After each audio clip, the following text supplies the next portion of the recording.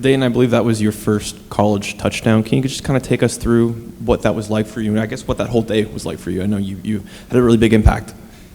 All right, so it was an early game, so you know how it is in the morning. I'm low-key like Garfield, but, you know, it's like, hey, whatever. We practice, we're a morning team, so we had energy and whatnot. But what I was more so excited about, to Corey Pearson, he actually was at the game, you know what I'm saying? That was the first game he came to this out here, you know what I'm saying? And then he had a great game against them last year, so that's what I'm thinking in my head. I'm like, my boy done went off, I got to go off too, you know what I'm saying? So we played a game, we started drive off, then the play call, I didn't even realize it happened like back to back. I had 2 plays back to back. We just, you know, a fast tempo team, so I was just aligning, you know what I'm saying, going with the play call and whatnot. So I run the route, I'm like, oh, I'm naked, like I'm butt naked, you know what I'm saying? I lock eyes with Jackson and he threw it, and I'm like, oh, okay, catch it. I know he trailing, so I try to, that's me snatching, make sure he don't, you know what I'm saying, knock it out at the end, snatching. I'm like, oh, I just scored. You know what I'm saying? I was finna celebrate. I was like, nah, I ain't trying to get no flag. It's the first one. I got to make sure we, you know what I'm saying? Game just started. I ain't trying to hear nobody's mouth. So I was like, oh, snap. I'm walking. I'm like, it's just like, I didn't know what to do. That's what everybody keeps saying, like, what you was doing? I was like, I didn't know what to do. I was just like, whatever, you know what I'm saying? I just scored. And then we still had a lot of game left. So it was like, yeah, whatever, you know what I'm saying? I was hoping to get some more, but.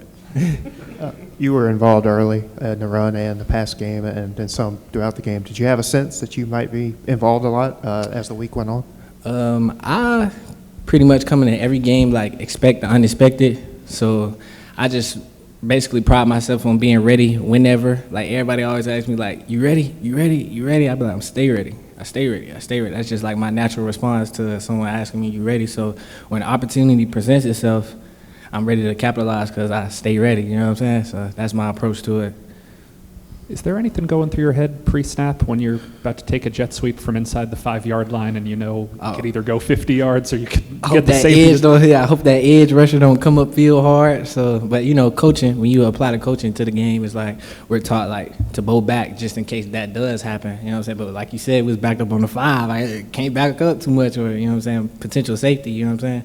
So like, I was thinking, but I was like, either way, I'm hit it. You know what I'm saying? I used to play running back in the day. That was the first position I played. So, like, reading, making the cuts and whatnot, that was, like, natural to me. So I was like, all right, I'm comfortable doing that. I don't have no problem doing that. What's this like for you? I mean, this time last year, you're at Western Kentucky, and now you're kind of starting to play a pretty big role on a team that's undefeated and ranked 7th in the country, getting ready to go play on national television. Does this kind of feel surreal to you, or? It definitely feels surreal. I might have to do like a 100% date check, but I know for sure I was definitely back home in south side of Atlanta, Georgia, with my brother, trying to figure out if I'm going to ever play football again, you know what I'm saying? Because people don't know, when I hit the portal, I had my classes online. So I was like, okay, I'm going to just go home and train, and then like complete my school, go home, train, and then, you know what I'm saying, just whatever the opportunity presents itself. So around this time last year, I'm at home like, where I'm finna go, what I'm finna do, how this finna be, how this finna turn out. Like, I'm just watching everybody play, you know what I'm saying? So it's definitely surreal because I did not see this. You don't seem like a guy that has a whole lot of negative thoughts, but did you ever kind of give up on it at all mentally? I share a story with y'all. So it was probably like later in the season, I ended up committing to a school. Like, okay, I'm going to this school, and they end up like pulling their offer on me. Like I was supposed to take a visit. I committed. I was gonna take a visit that next day, like fly out, and then they ended up pulling the offer from me, and that hurt me a lot. You know what I'm saying? I'm like, dang, I thought, you know what I'm saying, this was it. Like I fit the system. I felt like coach felt like I felt. You know what I'm saying? It was just like it wasn't his call. You know what I'm saying?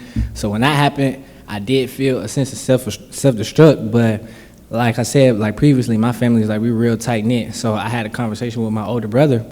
I'm like, look, I don't even, like, this is looking rough, dude. Like, I don't even know if I'm really finna, like, play again, you know what I'm saying? Like, how, at the standards that I want to play at, you know what I'm saying? And he was just like, what, he looked at me like I was crazy. Like, what you talking about, you know what I'm saying? Like, you gonna play again. Like, you just gotta stay down, stay loyal, you know what I'm saying? Trust God. all of the above, you know what I'm saying? So, and that's what I did. Like hearing that from my brother, it gave me the all right, shake back. So I was like, okay, cool. I'm just finna find a way. Like, let's buckle down. Let's, you know what I'm saying, really put the time in. So that's what I did. And his name is Gage Wade, but we call him Her Drug. Like, that's his Instagram name. He an artist. He actually make music and whatnot. He got his own little record label based out of the south side of Atlanta. It's called COA. I actually got a tattoo on my leg. So, you know what I'm saying? It's really cool. Like, he really doing his thing too. Like, we really vibe off each other. Like, I'm gonna share another story with you. So, he made a song, I think it was Thursday morning at like 4 in the morning. Of course I'm asleep, so I ain't see it till the next morning.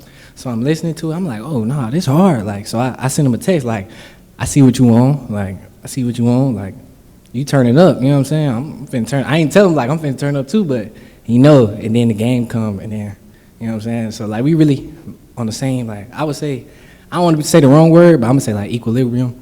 Like, we really like on the same plane when it comes to like mentally, you know what I'm saying? We really like connected, so. You said Jagor was in town. Did you two hang out after the game? Did you talk? Just kind of, what did he say about your performance? He was lit. Like, I just told him the story. He showed me a picture. The dude I caught a touchdown on, he got a picture, like, basically with dude, same person, in trail mode, like, in the picture, like, oh, you know what I'm saying? If Peasy got the ball, he like, bro, this is crazy, look, you know what I'm saying? I'm like, oh, that's crazy, that's save, you know what I'm saying? Never save everything. So, like, he was definitely excited for me because he seen it from the ground up. Like, you know what I'm saying? He seen the work, you know, everything. Like, he was really staying with me, you know what I'm saying? We real tight, like, we real tight. So, it was cool. Just your thoughts, playing at LSU in that stadium and in that environment for the first time, just kind of what your feelings on heading there.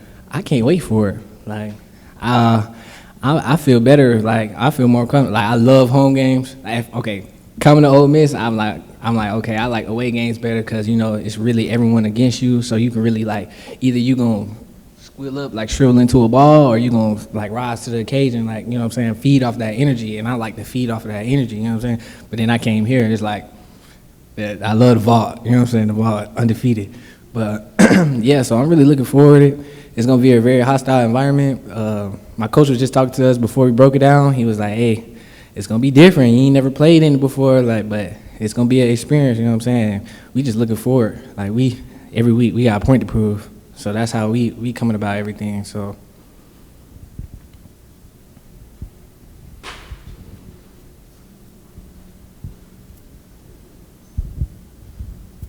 This team's been dominant on the ground, and I know that helps you guys out and the receivers, but ultimately, like, if push came to shove and, you know, the ground game was really schemed upon where not much was going, what's your confidence level kind of in Jackson if he really had to kind of sling it, and how much has your confidence grown in him, like, as he's kind of settled in as a starter?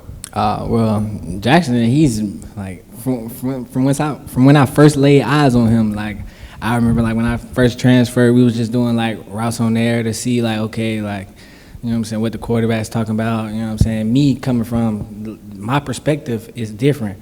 I don't really know too much, people don't know too much about me, so I'm basically an observer. So I've been watching him, the way he throws the ball, like, the way he approaches things, how he prepares. Like, he even tried to get us all out to go on the trip to, like, work out with him, so I know 100%, like, he's completely invested into this game, which brings my trust in him, like, a whole nother level. Like, a lot of times we don't even have to verbally communicate. We could just make some eye contact and be like, yeah, you know what I'm saying? Like, so I'm really confident in Jackson. Like, we just don't throw the ball because we don't have to throw the ball, you know what I'm saying? Like, it ain't like, so if the run game not working, then we'll pass it. If the pass game not working, then we'll run it. It's just like, we ultimately want the dub, so we play more so like to win.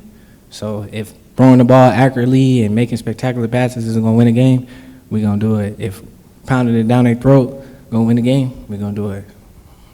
Kickoff is obviously set for 2:30, then you got a 6:30 game, and you just came off playing at 11 a.m. Do you have a preference of favorite kickoff time, or you feel like you play better at a certain time? All right, I'm gonna tell you from a player's perspective. Okay, so That 11:30 game, we like, yeah, we get that 11:30 game out the way, we get to go home, you know what I'm saying? So we don't really mind, you know what I'm saying? But from the fans and keeping the fans interacted and like in tune with us, like on the same page as the fans, we want that 6:30 them night games, you know what I'm saying? So the energy is different, like it's just different. So everyone would love the night game. The 2:30 is just like, 2:30 is just 2:30. It's like school, I guess, you know what I'm saying? Like it's just 2:30. It ain't nothing special about 2:30. Really early morning, late nights, not early morning, good afternoons. You know what I'm saying? Like it's just so yeah. But preference, yeah, I definitely choose the night game. I love the night games. All right, appreciate y'all.